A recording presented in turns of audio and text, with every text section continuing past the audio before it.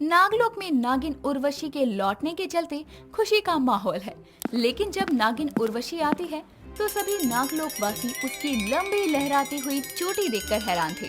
तो वही उर्वशी के बदले व्यवहार के कारण उसके सखी वान्या को उस पर शंका हो जाती है। आखिर नागिन की लहराती लंबी चोटी का क्या राज है, जानने के लिए बढ़ते हैं कहानी की ओर। नागलोक में उत्सव का माहौल था। चारों तरफ हर्षोल्लास छाया हुआ था, क्योंकि नागलोक की अगली उत्तराधिकारी नागिन उर्वशी स्वर्गलोक से काफी वर्षों के पश्चात नागलोक लौटने वाली थी। नागराज विराज और नागरानी वैशाली में अपनी पुत्री के आने की सूचना सुनकर बहुत प्रसन्नता थी। एक प्रभात नागरानी नागलोक से अद्भुत और सुंदर फूलों से सजे बगीचे में बैठकर पुष्पों की माला पिरो रही थी। तभी नागराज वहां आते हैं और नागरानी से कहते हैं, सुप्रभात नागरानी, आप यहाँ पुष्पों से घिरी क्या कर रही हैं? नागराज आप आइए ना, देखिए हम अपनी पुत्री उर्वशी के लिए पुष्पों के आभूषण बना रहे हैं। उसे ये पसंद आएंगे ना? बिल्कुल, क्योंकि हमारी पुत्री को मनमोहक वस्तुएं अत्यधिक प्रिय है। नागरानी, वास्तव में हमसे प्रतीक्षा नहीं हो पा रही। हमारी पुत्री को देखे हमें कई साल हो चुके हैं। हमें ज्ञात है नागराज, आप कितने व्याकुल हैं, क्योंकि अब नागलोक का कार्यभार अब आप उर्वशी को जो देने वाले हैं।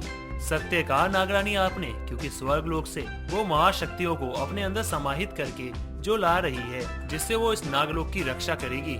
ये कहते हुए नागराज के चेहरे पर एक अलग तरह का तेज प्रकट हुआ दिखाई देता है और कुछ देर में नागराज नागरानी को लिए महल लौट जाते हैं। समय बीतता है और अब वो दिन आ गया था जिसका सबको बेसब्री से इंतजार था। नागरानी आरती की थाल लिए महल के बाहर नागराज और सभी नागलोक वासियों के साथ खड़ी थी। कुछ ही देर में उन्हें दूर से आती हुई एक कन्या दिखाई देती है, जिसकी लंबी घनी चोटी इस तरह लहरा रही थी मानो कि नागिन रेंग रही हो। उसका मनमोहक रूप सभी को हैरान कर रहा था। उसके करीब आते ही नागरानी कहती है, लौट आई हमारी पुत्री नागिन उर्वशी। नागराज और नागरानी को आपकी पुत्री नागिन उर्वशी का प्रणाम। तभी नागरानी नागिन उर्वशी का स्वागत आरती उतार कर करने लगती है। तो वहीं उर्वशी को देखकर उसकी नागिन सखी वान्या, जो कि वहीं नागलोक वासियों की भीड़ में खड़ी थी, आश्चर्यचकित होकर अपनी एक सखी से कहती है, समीक्षा, मुझे एक बात समझ नहीं आ रही कि आखिर स्वर्गलोक में जाकर उर्वशी के केश इतने लंबे किस प्रकार हो गए? अरे, तू उसके लंबे केश देख रही है? मैं तो उसका मनोहारी चेहरा देखकर हैरान हूँ। रूप की बला लग रही है हमारी सखी उर्वशी। हाँ, सत्य कह रही है तू।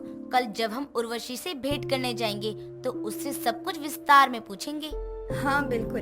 तभी नागिन उर्वशी अपने माता पिता के साथ जाकर खड़ी हो जाती है और सभी नागलोकवासी उन पर पुष्पों की वर्षा करते हैं। इस तरह अगले दिन जब नागिन उर्वशी अपनी लहराती चोटी के साथ नागलोक में भ्रमण कर रही थी, तभी वहाँ उसकी दोनों सखी नागिन वान्या और समीक्षा आते हैं और पीछे से उसके दोनों हाथ पकड़कर खींचने लगते हैं। तो उर्वशी गुस्से में आकर अपनी लहराती चोटी से उन दोनों को अपनी कुंडली में जकड़ लेती है और क्रोधित होकर कहती है, खून पी जाऊंगी मैं तुम्हारा। मूर्ख उर्वशी, हम हैं तेरी सखियां, छोड़ हमें। हाँ उर्वशी, छोड़ हमें तेरी, अन्यथा तेरी इस लंबी चोटी की कुंडली में दबकर हमारे प्राण पखेरु हो जाएंगे। तभी उर्वशी दोनों को जमीन पर पटक देती है। दोनों खुद को साफ करते हुए उसकी लहराती लंबी चोटी को देखती हैं। तभी वान्या कहती है, उर्वशी, तुम्हें हमारे चेहरे स्मरण नहीं है क्या? हम तो तेरे साथ मजाक कर रहे थे। और ये बता, तूने जहर पीना छोड़कर खून पीना कब से आरंभ कर दिया? सखी, तुम दोनों मेरी सखी हो, क्षमा करना। मुझे लगा शायद मुझ पर कोई वार कर रहा है, इसलिए। अरे कैसी बेतुकी बातें करती है। नागलोक की होने वाली नागरानी पर कोई वार करने की भूल कैसे कर सकता है? हाँ, अब छोड़ो ना ये सब बातें। मैं इतने समय बाद लौटी हूँ, तो क्यों ना हम भ्रमण हेतु पृथ्वीलोक पर चलें? उससे पहले तू मेरे प्रश्न का उत्तर दे कि नागिन रूप में रेंगकर आने की जगह तू यहाँ इस रेंगती लहराती हुई चोटी के साथ क्यों आई है? और ये इस तरह क्यों हिलती है मानो इस चोटी में भी जान हो?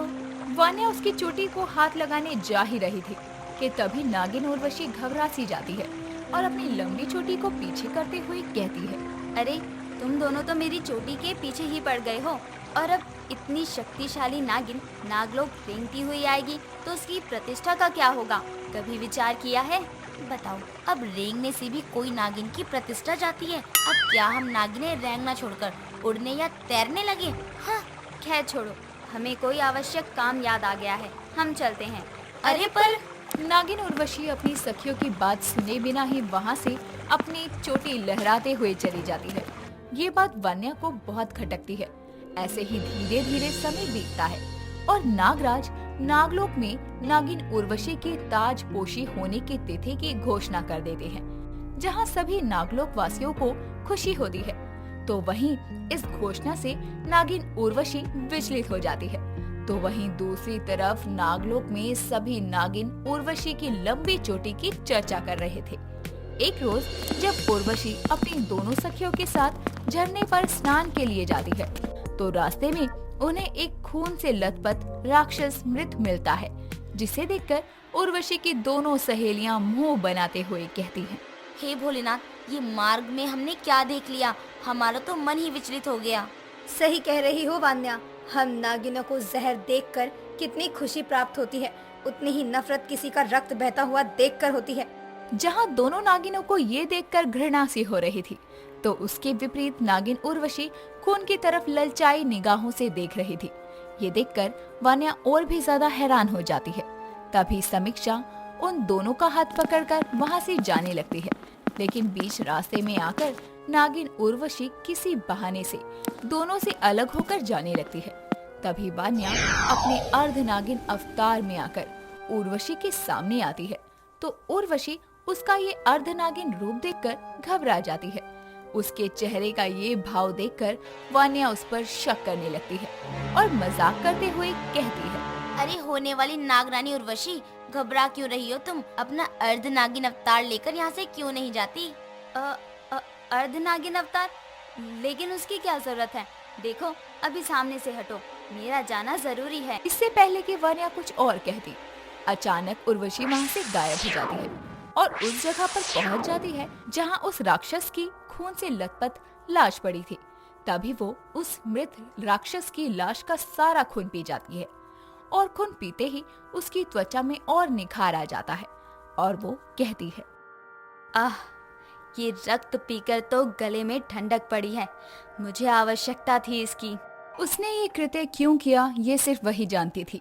कुछ देर बाद वो वहाँ से चली जाती है और अगले दिन नागिन उर्वशी अपने कक्ष में बैठी अपनी लंबी चुटिया को हाथ में लेकर ऐसे देख रही थी मानो वो उससे बातें कर रही हो। तभी वहाँ उसके लिए नई पोशाक लेकर उसकी माँ वैशाली और पिता नागराज आते हैं, जिन्हें देखते ही वो अपनी चोटी को पीछे कर लेती है। माँ, पिताजी, आप यहाँ? कोई कार्य था मुझसे?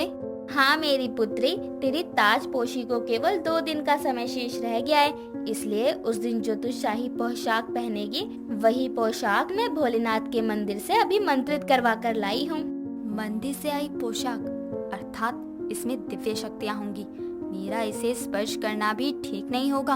हाँ पुत्री, और तुम्हारी ताजपोशी से पहले हमें पूरे परिवार के साथ मंदिर में यज्ञ भी करवाना है। ये सब सुनकर नागिन उर्वशी को कुछ समझ नहीं आता। तभी वो अपने माता पिता से कहती है, माँ, पिताजी, ताजपोशी की इतनी जल्दी क्यों है? मुझे नागलोक का कार्यभार लेने की अभी इतनी जल्दी नहीं है। पर क्यों पुत्री, ऐसा विचार क्यों आ रहा है तुम्हारे मन में? तुम हमारी पुत्री हो, किसी बात का भय मत रखो। हाँ पुत्री, वैसे एक बात बता कि तूने अपनी चोटी इतनी लंबी क्यों की हुई है? पता नहीं क्यों मुझे इसे देखते ही नकारात्मक ऊर्जा का एहसास होता है। नहीं, ऐसा कुछ नहीं है। आप लोगों को और कुछ नहीं कहना तो जाइए, मुझे बहुत थकान महसूस हो रही है, इसलिए विश्राम करने दीजिए। नागराज और नागरानी बाहर चले जाते हैं, लेकिन उर्वशी का ऐसा व्यवहार उन्हें विचलित कर देता है। अगले दिन यज्ञ के लिए मंदिर जाना था। बहुत देर बाद किसी तरह नागरानी नागिन उर्वशी को लेकर मंदिर के सामने पहुंचती है, लेकिन मंदिर के सामने आते ही नागिन उर्वशी का रूप एक भयंकर डायन के रूप में परिवर्तित हो जाता है और वो अपनी लंबी चोटी से सभी नागलोक वासियों को मौत के घाट उतारने लगती है। ये देखकर सभी हैरान रह जाते हैं और नागिन वान्या अपनी शक्तियों का प्रयोग कर उसे उसकी लहराती चोटी सहित बंदी बना लेती है। मुझे तो पहले दिन से ही तुझ पर शंका थी दुष्ट डायन, बोल तू हमारी होने वाली नागरानी का रूप लेकर क्यों आई है? अर्थात ये उर्वशी नहीं बल्कि एक डायन है। जी नागरानी, ये एक डायन है। इसने अपना रूप तो उर्वशी जैसा कर लिया, किंतु एक डायन अपनी चोटी को नहीं छुपा सकती। और यकीन तो मुझे तब हो गया जब तुमने उस मृत राक्षस का रक्त पिया। मैंने देखा था तुम्हें और समझ गई थी कि तुम नागिन तो नहीं हो। हम नागिनें खून नहीं पीती। यदि ये डायन है तो हमारी पुत्री उर्वशी कहाँ है नागराज? हमारी पुत्री कहाँ है? ये सच तो अब ये डायन ही बताएगी। बोल डायन, कहाँ है मेरी पुत्री? तेरी पुत्री मुझे पृथ्वी लोक के जंगलों में मिली थी। शायद उसे कोई कार्य करना था पृथ्वी पर, तभी देवताओं ने नागिन उर्वशी को किसी कार्य से पृथ्वीलोक के वन में भेजा था, जहां उसे एक भयानक डायन मिलती है, जो उसे इंसान समझकर देखते ही नागिन उर्वशी को अपनी चोटी में जकड़ लेती है।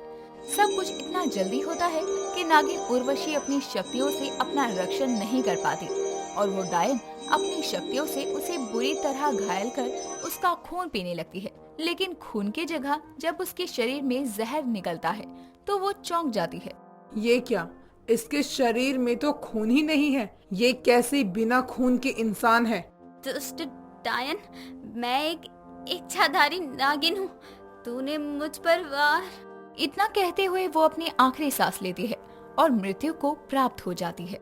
यानी मेरी पुत्री इस दुनिया में नहीं रही। दुष्ट डायन, मैं तुझे जिंदा नहीं छोड़ूंगी। तुम लोग मेरा कुछ नहीं बिगाड़ सकते। डायन हूँ मैं, डायन। मैंने सोचा उस नागिन का रूप लेकर मैं यहाँ चैन से दिन काटूंगी, इसलिए मैंने उसके हाथ से वो अजीब नागमणि लेकर मैं इस नागलोक में आई। लेकिन तुम लोगों की ये मंदिर, यज्ञ, ताजपोशी ने मेरा सब बिगाड़ दिया। तू शायद भूल रही है डायन कि तू नागलोक में हमारी बंदी है और यहाँ से अब तुझे मृत्यु प्राप्त होगी। इतना कहकर नागिन वानिया नागराज के कहने पर उस डायन के करीब जाती है और उसकी लहराती हुई लंबी चोटी को अपने अभिमंत्रित खंजर से काट देती है और चोटी के कटते ही डायन का शरीर राख हो जाता है।